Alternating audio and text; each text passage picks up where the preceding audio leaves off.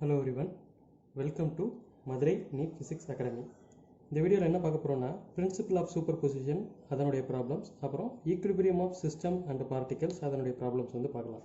இப்போ principal of super position அப்படிங்கிறது வந்து என்ன கேட்டிங்கன்னா, ஒரு சார்ஜ் இருக்குது, ஒரு பாசிட்டிவ் சார்ஜ்னு வச்சுக்கிறோமே, Q0 அப்படின்னு ஒரு சார்ஜ் இருக்குது.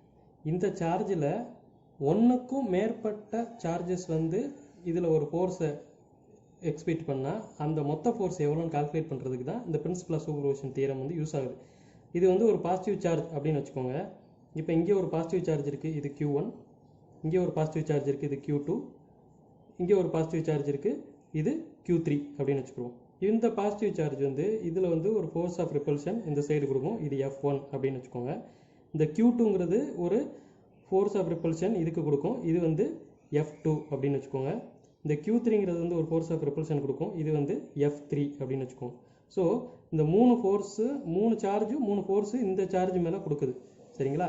இப்போது இந்த இந்த சார்ஜோடைய மொத்த ஃபோர்ஸ் எவ்வளோ, அதாவது எவ்வளோ ஃபோர்ஸு இந்த சார்ஜஸ்னால எக்ஸ்பீரியன்ஸ் பண்ணியிருக்கு அப்படின்னு பார்க்குறதுக்கு தான் இந்த பிரின்சிபல் ஆஃப் சூப்பர் பொசிஷன் அப்படின்னு சொல்லுவாங்க.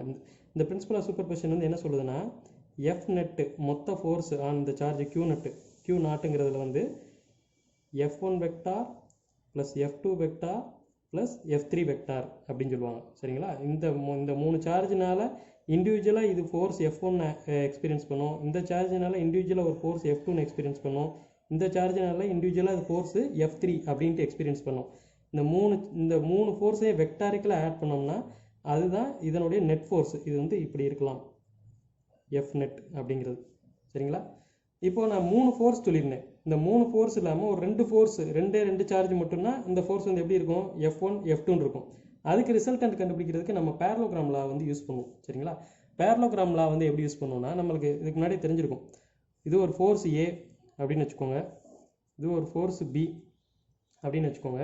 இது ரெண்டுக்கு இடையில இருக்கிற ஆங்கிள் வந்து தீட்டா அப்படின்னா இதனுடைய ரிசல்டன்ட் எப்படி கண்டுபிடிப்பீங்க, R = A² + B² + 2AB cos θ அப்படின்னு சொல்லி கண்டுபிடிப்பீங்க, சரிங்களா? இப்போது இந்த தீட்டாவும் இந்த தீட்டாவோட வேரியேஷனை பொறுத்து உங்களுக்கு வந்து என்ன ஆகும், தீட்டாவோட வேரியேஷனை பொறுத்தும் இந்த ஃபோர்ஸை பொறுத்தும் ரிசல்டன்ட் வந்து மாறும். சப்போஸ் இஃப் தீட்டா = 0ன்னு வச்சுக்கோங்க, காஸ் தீட்டா வந்து எவ்வளோ வரும், 1 அப்படின்னு வரும். அப்போ ரிசல்ட் தீட்டா = 0னா என்ன அர்த்தம், ரெண்டு ஃபோர்ஸும் ஒரே டைரக்ஷனில் இருக்குன்னு அர்த்தம். இது ஏவும் பியும் ஒரே டைரக்ஷனில் இருக்குது அப்படின்னு அர்த்தம். அப்போ ரிசல்டன்ட் என்ன வரும், R = cos θ 1ங்கிறதுனால A² + B² + 2AB வரும். அதாவது A + B ஹோல் ஸ்கொயர் அப்படின்னு இருக்கும். இதனுடைய ரிசல்டன்ட் வந்து ரூட் எடுத்திங்கன்னா A + B அப்படின்னு சொல்லி வரும். இப்போது A ஃபோர்ஸும் B ஃபோர்ஸும் சேம் ஃபோர்ஸாக இருக்குன்னு வச்சுக்கோங்க, சே F அப்படின்னு வச்சுக்கிட்டிங்கன்னா இதனுடைய ரிசல்டன்ட் ஃபோர்ஸ் எவ்வளோ வரும், R = 2F அப்படின்னு சொல்லி வரும். ஓகேவா? இதெல்லாம் வந்து சிம்பிள் கால்குலேஷன் தான். அடுத்து இஃப் தீட்டா வந்து 90 டிகிரியாக இருந்துச்சுன்னா காஸ் தீட்டா வந்து என்னவாக இருக்கும், 0 ஆயிரும். அப்போ ஆட்டோமேட்டிக் நம்மளுக்கு ரிசல்டன்ட் வந்து என்ன வரும், காஸ் தீட்டா 0னா √A² + B² அப்படின்னு சொல்லி வரும். √A² + B² அப்படின்னு சொல்லி வரும். இஃப் ஏயும் பியும் சேம் ஃபோர்ஸாக இருந்துச்சுன்னா நம்மளுக்கு வந்து என்ன ஒரு ரிசல்டன்ட், R = F² + F², அதாவது 2F √2F² அப்படின்னு வரும். இது வந்து √2F அப்படின்னு சொல்லி எழுதலாம். தீட்டா வந்து 90 டிகிரியாக இருந்துச்சுன்னா, 90 டிகிரினா என்ன அர்த்தம், இது A இது B, இது ரெண்டுக்கு இருக்க ஆங்கிள் வந்து 90 டிகிரியாக இருந்துச்சுன்னா இது F நெட் வந்து இந்த மாதிரி இருக்கும், சரிங்களா? அதே இது இஃப் தீட்டா, ஒவ்வொரு தீட்டா போட்டு பார்த்தீங்கன்னா இந்த மாதிரி ஒரு கான்ஸ்டன்ட் ரிசல்ட் நம்மளுக்கு வந்து கிடைக்கும். தீட்டா = 60 டிகிரி அப்படிங்கிற போது நம்மளுக்கு வந்து என்ன வரும், காஸ் தீட்டா வந்து 1/2 அப்படின்னு வரும், சரிங்களா? இப்போ இதில் ரிசல்டன்ட்டை கால்குலேட் பண்ணி பார்த்தீங்கன்னா 1/2னா இந்த 2AB வந்து 2 போயிடும். 2 போகும்போது நம்மளுக்கு வந்து R = என்ன வரும், √A² + B² + AB அப்படின்னு வரும், சரிங்களா? இப்போது இஃப் A = B = F இருந்துச்சுன்னா F² + F² 3 F² அப்படின்னு சொல்லி வரும். அப்போ R = √3F அப்படின்னு சொல்லி வரும். ஓகேவா? அதே இது இஃப் தீட்டா = 120 டிகிரியாக இருந்துச்சுன்னா காஸ் தீட்டா வந்து எவ்வளோ வரும், காஸ் 120 வந்து -1/2 அப்படின்னு சொல்லி வரும். ஓகேவா? காஸ் 120 வந்து -1/2 அப்படின்னு சொல்லி வரும். -1/2 அப்படிங்கிற போது ரிசல்டன்ட் என்ன வரும், ஏ ஸ்கொயர் ப்ளஸ் பி ஸ்கொயர் இங்கே வந்து மைனஸ் 2ab இன்ட்டு 1/2 அப்படின்னு வரும். ஓகேவா? இதில் நீங்கள் சப்ஸ்டியூட் பண்ணிங்கன்னா root of A square plus B square minus A B அப்படின்னு சொல்லி வரும். F square plus F square minus F square அப்படின்னு சொல்லி வரும். சரிங்களா? இப்போது அதாவது A is equal to B is equal to F I இருந்துச்சுன்னா F square plus F square minus F square அப்படின்னு சொல்லி வரும். அப்போ R is equal to F square plus F square minus F square அப்படின்னு இருக்கும்போது R is equal to F அப்படின்னு சொல்லி வரும். சரிங்களா? இந்த 4 ரிசல்ட்டும் கான்ஸ்டன்ட் ரிசல்ட். இதெல்லாம் வந்து உங்களுக்கு நார்மலாக தெரிஞ்சது. ஸோ கொஸ்டின் கேட்டால் ஈஸியாக இந்த ஃபார்முலாவை அப்ளை பண்ணி நீங்கள் பாட்டுக்கு போயிட்டே இருக்கணும். ஓகேவா? இப்போ இது ரிலேட்டடாக ஒரு கொஸ்டின் பார்க்கலாம். இந்த கொஸ்டினை பாருங்கள். Determine force on P in the following system of charges Q kept at vertices of equilateral triangle of side A அப்படின்னு வச்சுக்கோங்க. Of side A. சரியா? இவங்க என்ன கேட்குறாங்க, இந்த சார்ஜ் இங்கே வந்து எவ்வளோ ஃபோர்ஸ் இருக்கும் அப்படின்னு சொல்லி கேட்குறாங்க. அதே மாதிரி என்ன சொல்கிறாங்க, P இந்த following system of charges Q அப்படின்ட்டாங்க. அப்போ எல்லாமே Q, இதுவும் Q, இதுவும் Q, இதுவும் Q, அதாவது plus Q of equilateral triangle of side A. So இந்த ரெண்டு எல்லா சார்ஜஸ்க்கு இடையில் இருக்கக்கூடிய டிஸ்டன்ஸ் வந்து ஏ அப்படிங்கிறாங்க. இவங்க கேட்குறது இந்த பாயிண்டில் இருக்க ஃபோர்ஸ் மட்டும், இந்த சார்ஜில் இருக்க ஃபோர்ஸ் மட்டும் தான் கேட்குறாங்க. இதை எப்படி கால்குலேட் பண்ணலாம்? நம்ம பிரின்சிபல் ஆஃப் சூப்பர் பொசிஷன் தேரும்படி இந்த சார்ஜினால ஒரு ஃபோர்ஸு இப்படி இருக்கும். பிரின்சிபல் ஆஃப் சூப்பர் பொசிஷன் படி இந்த சார்ஜினால இப்படி ஒரு ஃபோர்ஸ் இருக்கும். இதை F1 அப்படின்னு வச்சுக்கோங்க. இந்த சார்ஜினால இப்படி ஒரு ஃபோர்ஸ் இருக்கும். இதை வந்து F2 அப்படின்னு வச்சுக்கோங்க. இது ரெண்டுமே Q சார்ஜ் தான். ஸோ இந்த F1ம் F2ம் ஈக்குவலாக தான் இருக்கணும். ரெண்டுமே ப்ளஸ் Q அப்படிங்கிறதுனால F1ம் F2ம் Fக்கு ஈக்குவலாக இருக்கணும். இப்போ நம்மளுக்கு இது ஈக்குவலேட்டரல் ட்ரையாங்கிள்னு வேறு தெரியும். இதுக்கு இடையில் இருக்க ஆங்கிள் வந்து 60 டிகிரி, இதுக்கு இடையில் இருக்கிறது 60, இதுக்கு இடையில் இருக்கிறது 60 டிகிரி. ஸோ இந்த ரெண்டு ஃபோர்ஸுக்கு இடையில் இருக்கக்கூடிய ஆங்கிள் வந்து 60 டிகிரி. இங்கே 60னா இங்கே 60 தான் இருக்கும், இந்த ஆப்போசிட் ஆங்கிள். ஓகேவா? இப்போது நம்ம ரிசல்டன் கண்டுபிடிக்கிறதுக்கு R இஸ் ஈக்குவல் டு அல்லது F net is equal to root of F square plus F square plus 2F square cos 60 degree இப்படி போட்டு நீங்கள் கண்டுபிடிச்சாலும் சரி. அப்படி இல்லை, இதுக்கு முன்னாடி நம்மளுக்கு ஸ்டாண்டர்ட் ரிசல்ட் இருக்குது. ரெண்டு ஈக்குவல் ஃபோர்ஸுக்கு இடையில் ஆங்கிள் 60 டிகிரியாக இருந்தால் இதுக்கு முன்னாடி தான் ஸ்டாண்டர்ட் ரிசல்ட் பார்த்தோம்.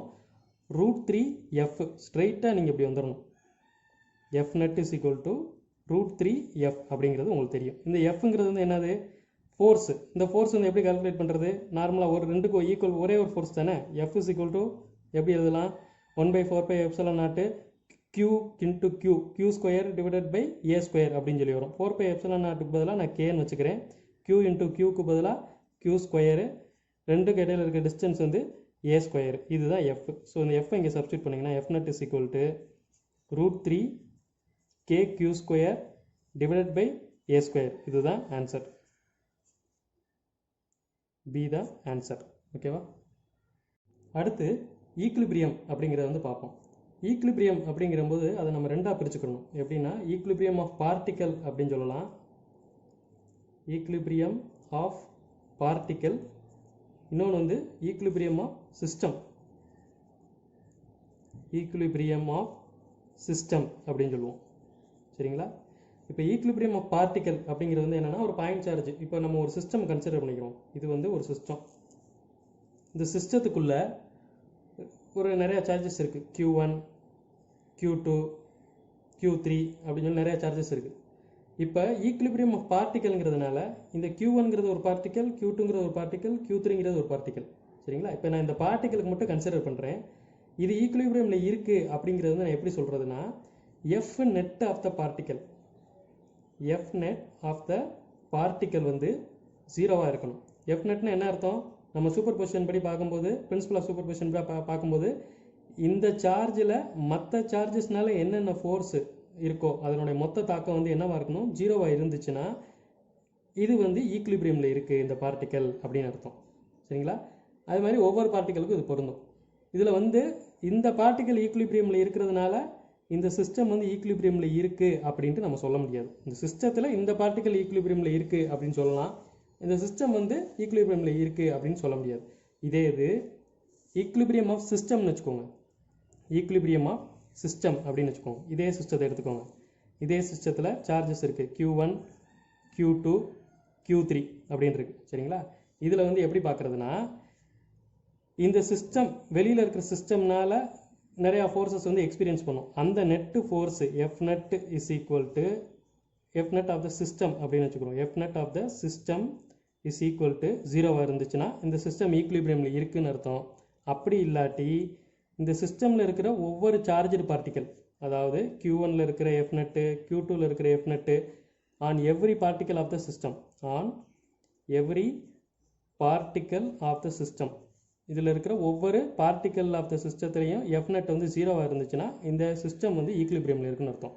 So equilibrium of particle, equilibrium of system ரெண்டுக்கும் டிஃப்ரென்ஸ் புரிஞ்சுக்கோங்க. ஈக்குலிபிரியம் ஆஃப் பார்ட்டிக்கல்னா ஒரு சிஸ்டத்துக்குள்ளே ஒரு பார்ட்டிக்கலில் Fnet 0 இருந்தால் அந்த பார்ட்டிக்கல் ஈக்குலிபிரியமில் இருக்குன்னு அர்த்தம்.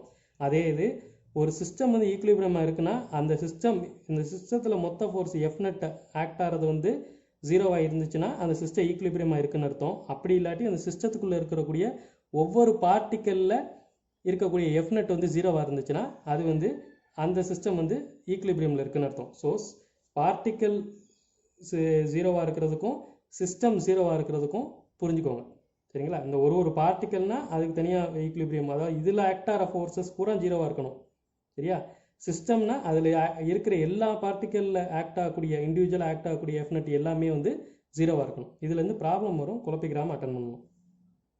இப்போது இந்த ப்ராப்ளம் பாருங்கள். Find the position of third charged particle Q3 for its equilibrium அப்படின்னு கேட்குறாங்க. அதாவது இதுதான் சிஸ்டம். இந்த சிஸ்டத்தில் மூணாவதாக ஒரு சார்ஜ்டு பார்ட்டிக்கல் Q3 அப்படின்னு சொல்லி கொண்டு வந்து வைக்க போகிறாங்க. அந்த சார்ஜ்டு பார்ட்டிக்கல் வந்து ஈக்குலிபிரியமில் இருக்கணும் அப்படிங்கிறாங்க. அது ஈக்குலிபிரியமில் இருக்கணும்னு என்ன அர்த்தம்? அந்த சார்ஜ்டு பார்ட்டிக்கலில் Fnet வந்து 0 இருக்கணும் அப்படின்னு அர்த்தம். அப்படி இல்லாட்டி இன்னொரு விதமாக எப்படி சொல்லலாம், அந்த சார்ஜ்டு பார்ட்டிக்கலில் இந்த சார்ஜினால் வரக்கூடிய ஃபோர்ஸும் இந்த சார்ஜினால் வரக்கூடிய ஃபோர்ஸையும் ஆட் பண்ணால் 0 வரணும் அப்படின்னு சொல்லலாம். அதே மாதிரி இந்த கொஸ்டின் வேறு விதமாக எப்படி கேட்பாங்க, what should be the position of the charge Q3 so that the net force experienced by Q3 is 0. அதாவது Q3யை எந்த இடத்துல வச்சா அந்த இடத்துல Q3யோட Fnet வந்து 0 இருக்கும் அப்படின்னு சொல்கிறாங்க. சரிங்களா? Q3 வந்து எங்கே வைக்கணும்னா இந்த சிஸ்டத்தில் லைன் ஆஃப் ஆக்ஷனில் தான் வைக்கணும். ஸோ சப்போஸ் Q3 வந்து இந்த இடத்துல வச்சோம்னு வச்சுக்கோங்க. Q3 வந்து இந்த இடத்துல வச்சோம்னா இந்த Q3 வந்து பாசிட்டிவ் சார்ஜாக இருக்குது அப்படின்னு வச்சுக்கோங்க. பாசிட்டிவ் சார்ஜர்னு என்ன ஆகும், இந்த E மூலயமா இதை வந்து Q1 வச்சுக்கிடுவோம், இதை வந்து Q2 அப்படின்னு வச்சுக்கிடுவோம். இந்த Q1 மூலயமா இந்த Q3 ஒரு ஃபோர்ஸ், ரிப்பல்சிவ் ஃபோர்ஸ் எக்ஸ்பீரியன்ஸ் பண்ணும். அது இந்த சைடு இருக்கும். அந்த இது வந்து F31 அப்படின்னு சொல்லலாம். அதே மாதிரி இந்த Q2 மூலயமா இந்த Q3 வந்து ஒரு ரிப்பல்சிவ் ஃபோர்ஸ் எக்ஸ்பீரியன்ஸ் பண்ணும். அதுவும் இந்த சைடு தான் இருக்கும். அதை வந்து F32 அப்படின்னு சொல்லலாம். ரெண்டு ஃபோர்ஸும் ஒரே சைடு இருக்குது. இது ரெண்டையும் ஆட் பண்ணால் நம்மளுக்கு 0 வராது. ஸோ இங்கே Fnet 0 வர்றதுக்கு பாசிபிள் கிடையாது. சப்போஸ் Q3 வந்து நெகட்டிவ் சார்ஜாக இருந்துச்சுன்னு வச்சுக்கோங்க. Q3 வந்து நெகட்டிவ் சார்ஜாக இருந்துச்சுன்னா இது வந்து என்ன பண்ணும், அட்ராக்ட் பண்ணும். ஸோ இந்த F31 அப்படிங்கிறது இந்த பக்கம் இருக்கும். அதே மாதிரி 4Eங்கிறது வந்து என்ன பண்ணும், அதுவும் அட்ராக்ட் பண்ணும். அதுவும் இந்த சைடு தான் இருக்கும். ஸோ ரெண்டுமே ஒரே டைரெக்ஷனில் இருக்குது. அதனால் இதுவும் 0 வர்றதுக்கு வாய்ப்பு இல்லை. இது பாசிட்டிவ் சார்ஜ் இந்த இடத்துல வச்சு இது பாசிட்டிவ் சார்ஜாக இருந்தாலும் Fnet 0 வர்றதுக்கு வாய்ப்பு இல்லை. அதே இது இந்த இடத்துல வச்சு நெகட்டிவ் சார்ஜாக இருந்தாலும் Fnet 0 வர்றதுக்கு வாய்ப்பு இல்லை Q3யில். அதே Q3 எங்கே வச்சாலும் இதே கேஸ் தான். ஏன்னா 4Eயும் பாசிட்டிவ், Eயும் பாசிட்டிவ். இது பாசிட்டிவ் சார்ஜாக இருந்தால் ரெண்டு ரிப்பல்சிவ் இந்த சைடு இருக்கும். இது நெகட்டிவ் சார்ஜாக இருந்தால் ரெண்டு அட்ராக்ஷன் இந்த சைடு இருக்கும். ஸோ பாசிட்டிவ் சார்ஜாக இருக்கும்போது ரெண்டு ஃபோர்ஸ் அந்த சைடு இருக்கிறதுனால அந்த ரெண்டு ஃபோர்ஸை ஆட் பண்ணால் Fnet 0 ஆகாது. நெகட்டிவ் சார்ஜாக இருக்கும்போது அந்த ரெண்டு Fnet இந்த சைடு இருக்கும். அந்த ரெண்டு ஃபோர்ஸும் இந்த சைடு இருக்கும். அது ரெண்டே ஆட் பண்ணால் Fnet 0 ஆகாது. ஸோ வெளியில் இந்த சைடு வைக்க முடியாது, அந்த சைடு வைக்க முடியாது. சப்போஸ் Q3 வந்து இதுக்கு இடையில வச்சோம்னா, இது இடையில வைக்கும்போது பாசிட்டிவ் சார்ஜர்னா இது ரிப்பல் பண்ணுறது இந்த சைடு இருக்கும். அதாவது சப்போஸ் Q3 இந்த இடத்துல இருக்குது அப்படின்னு வச்சுக்கிறோம். இது ரெண்டுக்கு இடப்பட்ட இருக்க டிஸ்டன்ஸ் வந்து D. நான் கொடுக்க மறந்துட்டேன் கொஸ்டினில், D. சரியா? இதை நான் திரும்ப தனியாக எடுத்து வரைகிறேன். E இது வந்து 4E. இது ரெண்டுக்கு இடப்பட்ட இருக்க டிஸ்டன்ஸ் வந்து D. சரியா? இதை Q1 வச்சுக்கிடுவோம், இதை Q2 அப்படின்னு வச்சுக்கிடுவோம். இதுக்கு ரெண்டுக்கும் இடையில Q3 அப்படின்னு ஒரு சார்ஜ் வந்து வைக்கிறேன். இந்த Q3 சார்ஜ் பாசிட்டிவாக இருந்தாலும் இது ரிப்பல் பண்ணும், இந்த சைடு போகும். இதுவும் ரிப்பல் பண்ணும் இந்த ஃபோர்ஸ். அதாவது F31 வந்து இந்த சைடு இருக்கும், F32 வந்து இந்த சைடு இருக்கும். ஸோ ரெண்டு ஃபோர்ஸும் ஆப்போசிட்டில் இருக்குது. இது வந்து ரெண்டு கேன்சல் ஆகி 0 ஆகிறதுக்கு வாய்ப்பு இருக்குது. ஸோ இதை வந்து என்ன பண்ணணும், Q3 வந்து இந்த இடப்பட்ட தூரத்தில் ரெண்டு சார்ஜுக்கு இடையில தான் வைக்கணும். அது ஈக்குலிபிரியமாக இருக்கிறதுக்கு ரெண்டு சார்ஜுக்கும் இடையில தான் வைக்கணும். இது பாசிட்டிவ் சார்ஜாக இருந்தாலும் ரிப்பல் ஆகும் ரெண்டு சைடும், அதே மாதிரி நெகட்டிவ் சார்ஜாக இருந்தாலும் ரெண்டு சைடு அட்ராக்ட் ஆகும். ரெண்டு ஃபோர்ஸும் ஆப்போசிட் டைரக்ஷனில் இருக்கும். ஆப்போசிட் டைரக்ஷனில் இருக்கும்போது கண்டிப்பாக கேன்சல் ஆகிறதுக்கு வாய்ப்பு இருக்குது. அதனால் இதை வந்து சிஸ்டத்துக்கு வெளியில் வைக்க முடியாது, உள்ளுக்குள்ளே தான் வைக்கணும் அப்படின்னு சொல்லி ஃபஸ்ட்டு பொசிஷனை கண்டுபிடிச்சிருவோம். சரிங்களா? அந்த பொசிஷனை கண்டுபிடிச்சிட்டு அதுக்கப்புறம் இந்த சார்ஜ்லேருந்து இது எக்ஸ் தூரத்தில் இருக்குது அப்படின்னு வச்சுக்கிறோம். இது எக்ஸ் தூரத்தில் இருக்குதுன்னு வச்சுக்கிட்டோம்னா இது வந்து டி மைனஸ் எக்ஸ் தூரத்தில் இருக்குது அப்படின்னு சொல்லி வச்சுக்கிடலாம். சரியா? இப்போது இந்த சார்ஜில் எஃப் நெட் வந்து 0வாக இருக்கணும். கரெக்டாக? எஃப் நெட் வந்து Q3ல் 0வாக இருக்கணும். ஓகேவா? 0வாக இருக்கணும்னா என்ன அர்த்தம்? எஃப் நெட்னா அதில் என்னென்ன ஃபோர்ஸ் ஆக்ட் ஆகுது? F31 அப்படின்னு சொல்லிட்டு ஒன்றாவது சார்ஜ் மூலியமாக ஒரு ஃபோர்ஸ் ஆக்ட் ஆகுது. F32 அப்படிங்கிறது ரெண்டாவது சார்ஜ் மூலியமாக ஒரு ஃபோர்ஸ் ஆக்ட் ஆகுது. இது ரெண்டு 0வாக இருக்கணும். இது ரெண்டு 0வாக இருக்கணும் என்ன அர்த்தம்? இது ரெண்டு ஆட் பண்ண 0வாக இருக்கணும் அப்படின்னா என்ன அர்த்தம்? F31ம் F32ம் ஈக்குவலண்ட் ஆப்போசிட்டாக இருக்கணும் அப்படின்னு அர்த்தம். ஈக்குவலண்ட் ஆப்போசிட்னு என்ன அர்த்தம்? அதனுடைய மேக்னிடியூட் F31ம் இதனுடைய மேக்னிடியூட் F32ம் ஈக்குவலாக இருக்கணும் அப்படின்னு அர்த்தம். ஓகேவா? ரெண்டோட மேக்னிடியூட் ஈக்குவலாக இருந்துச்சுனாலே இது வந்து ஈக்குலிபிரியமில் இருக்குது அப்படின்னு அர்த்தம். ஓகேவா? இப்போது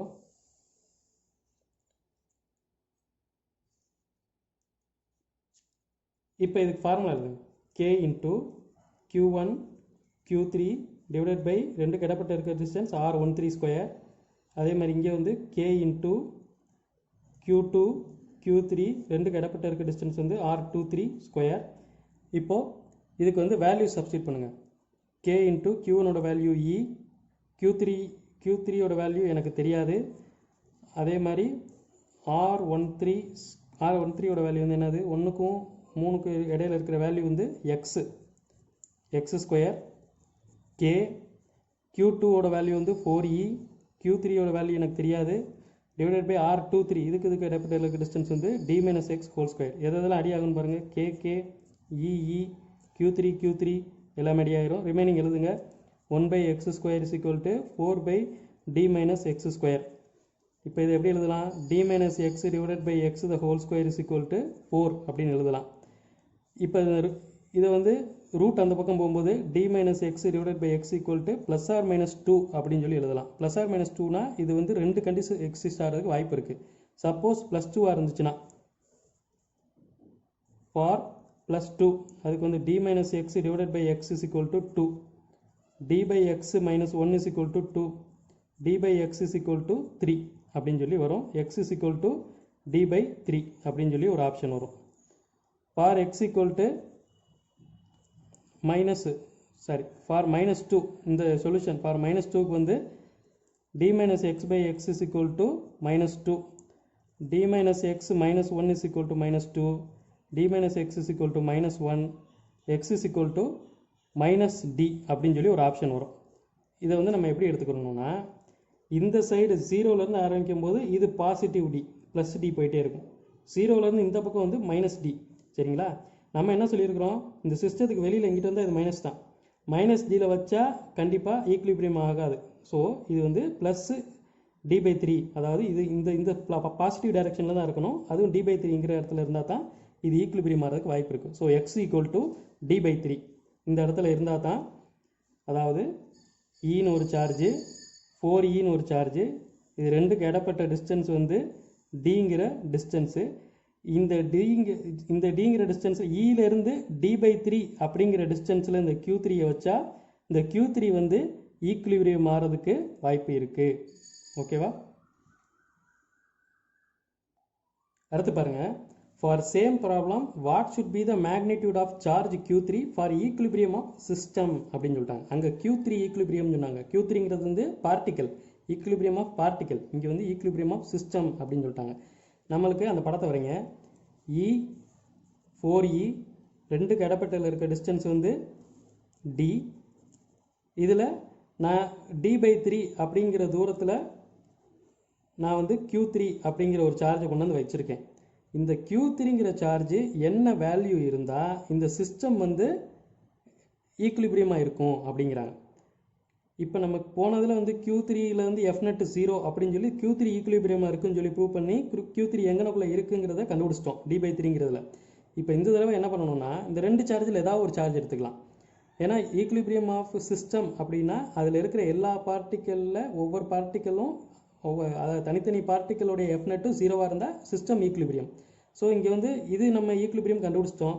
அடுத்து இது ரெண்டு தான் இருக்குது. இது ரெண்டில் ஏதாவது ஒன்று ஈக்குலிபிரியம் சொன்னாலே சிஸ்டம் ஈக்குலிபிரியம்ங்கிறதுக்கான அர்த்தம் தான். அதனால் நம்ம வந்து எய்தர் இல வந்து F0 வந்து 0, அப்படி இல்லாட்டி 4Eல வந்து F0 வந்து 0 அப்படிங்கிறது மாதிரி நம்ம வந்து கணக்கை வந்து தொடங்கணும். ஸோ ஃபார் ஈக்குலிபிரியம் ஆஃப்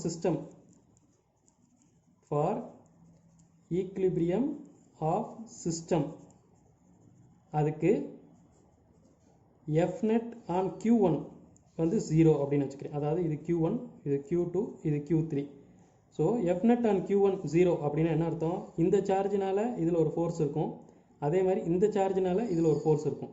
இந்த சார்ஜ் Q3னால் இருக்கக்கூடிய ஃபோர்ஸு F13, அதே மாதிரி Q2னால் இருக்கக்கூடிய ஃபோர்ஸு F12. சரிங்களா? So F12 vector plus F13 vector இது ரெண்டுமே ஆட் பண்ணோம். இது ரெண்டே ஆட் பண்ணோம்னா நம்மளுக்கு 0 வரணும். ஓகே, இப்போ இது ரெண்டுக்கு வேல்யூ போடுங்க. KQ1 Q2 divided by R12 square plus KQ1 Q3 divided by R13 square equal to 0 அப்படின்னு சொல்லணும். அதே மாதிரி இதை அப்படியே அந்த சைடு கொண்டு போங்க. இதுக்கு வேல்யூ சப்ஸ்டிட் பண்ணி அந்த சைடு கொண்டு போயிருங்க. KE Q2க்கு வேல்யூ வந்து 4E, R12 அதனுடைய வேல்யூ வந்து ரெண்டு கடையில் இருக்க டிஸ்டன்ஸ் D3 ப்ளஸ்ஸு Q1ஓட வேல்யூ வந்து E, Q3 தான் நான் கண்டுபிடிக்க போகிறேன். இது ரெண்டு இடப்பட்ட டிஸ்டன்ஸ் வந்து D/3 whole square equal to 0. இதை நான் இந்த சைடு கொண்டு வரேன். இந்த சைடு கொண்டு வரும்போது KE 4E divided by D square is equal to minus KE Q3 divided by D/3 whole square. KK கட்டு EE கட்டு இந்த D ஸ்கொயர் வந்து எப்படி எழுதலாம்? இந்த D ஸ்கொயரும் இதில் இருக்கிற D ஸ்கொயரும் கட் ஆயிரும். இந்த 3 ஸ்கொயர் மேலே போயிடும், அது 9 ஆயிரும். ஓகேவா? அதாவது 4E மைனஸ் 9Q3 அப்படின்னு சொல்லி இருக்கும். சரிங்களா? இப்போ Q3யோட வேல்யூ வந்து என்னது? Q3யோட வேல்யூ வந்து மைனஸ் 4/9E. ஸோ Q3யோட வேல்யூ வந்து மைனஸ் 4/9E அப்படின்னு இருந்தால் இந்த சிஸ்டம் வந்து ஈக்குலிபிரியமாக இருக்கும். சரிங்களா? இதுக்கு முன்னாடி பார்த்தது வந்து Q3 வந்து இலேருந்து D/3 தூரத்தில் இருந்தால் Q3 ஈக்குலிபிரியமில் இருக்கும்.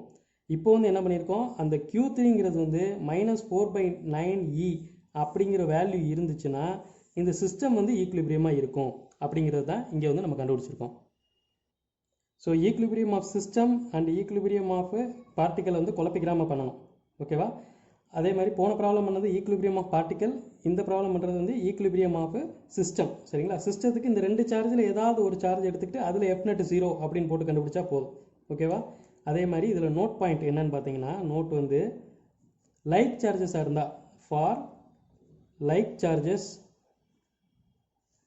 அந்த Q3 மூணாவது சார்ஜ் தேர்டு சார்ஜ் இருக்குல்ல, தேர்டு சார்ஜ் வந்து எங்கே இருக்கணும் அப்படின்னு பார்த்தீங்கன்னா இன்சைடு த சிஸ்டம் வந்து இருக்கணும். இன்சைடு த சிஸ்டம்னா இப்போ நம்ம பார்த்தது அதாவது ஈக்கும் 4Eக்கும் நடுவில் இருக்குது பார்த்தீங்களா? ரெண்டுமே பாசிட்டிவ் சார்ஜ். ஸோ இது ரெண்டுக்கு நடுவில் தான் அந்த மூணாவது சார்ஜ் வந்து வரும். ஃபார் அன்லைக் சார்ஜஸ் வந்து அந்த தேர்டு சார்ஜ் வந்து எங்கே இருக்கணும் அப்படின்னு பார்த்தீங்கன்னா அவுட் சைடு த சிஸ்டம் வந்து இருக்கும். ஓகேவா? அதே மாதிரி இந்த மூணாவது சார்ஜ் இந்த தேர்டு சார்ஜ் Q3 வைக்கிறோம்ல, தேர்டு சார்ஜ் Q3 அது வந்து எப்படி எங்கே வந்து பெரும்பாலும் சிச்சுவேட் ஆகும் அப்படின்னு பார்த்தீங்கன்னா நியர் ஸ்மாலர் ஆஃப் 2 சார்ஜ். ரெண்டு சார்ஜில் எந்த சார்ஜ் வந்து கம்மியாக இருக்கோ அந்த சார்ஜுக்கு பக்கத்தில் தான் அது போய் உட்காரும். ஈக்குலிபிரியமாக இருக்கிறதுக்கு அது பக்கத்தில் இருக்கிற மாதிரி தான் வரும். ஓகேவா? இது வந்து ஒரு நோட் பாயிண்ட்டு. ஸோ இது வந்து இதிலேருந்து நிறையா கேள்வி கேட்பாங்க. இந்த கான்செப்டை கொஞ்சம் கிளியராக புரிஞ்சுக்கிட்டு இந்த கொஸ்டின் அட்டன் பண்ணுங்கள். இந்த கொஸ்டின் அடிக்கடி நீட்டு JEE தான் வர்றதுக்கு வாய்ப்பு வர்றதுக்கு வாய்ப்பு நிறையா இருக்குது.